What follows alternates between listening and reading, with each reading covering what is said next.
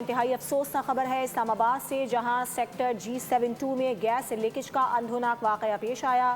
خوشیوں بھرا گھر ماتم کدا میں بدل گیا۔ افسوسناک حادثے میں 8 افراد جان کی بازی ہار گئے، جن میں دلہا دلہن اور ان کی والدہ شامل ہیں۔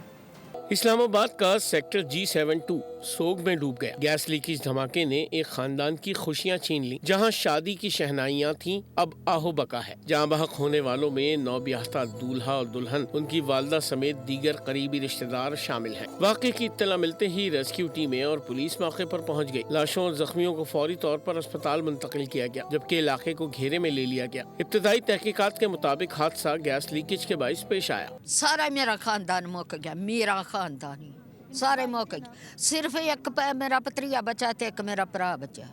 8 جی مار گئے نے میرا خاندان ہی پورا مار گیا۔ ولیمے والا گھر ایک افسوسناک حادثے کے بعد ماتم کدا بن چکا ہے۔ کیمرامین عزیز امیر کے ساتھ ملک سعید آوان، بول نیوز، اسلام آباد۔ سبسکرائب کریں اور بیل دبائیں تاکہ کوئی خبر رہ نہ جائے۔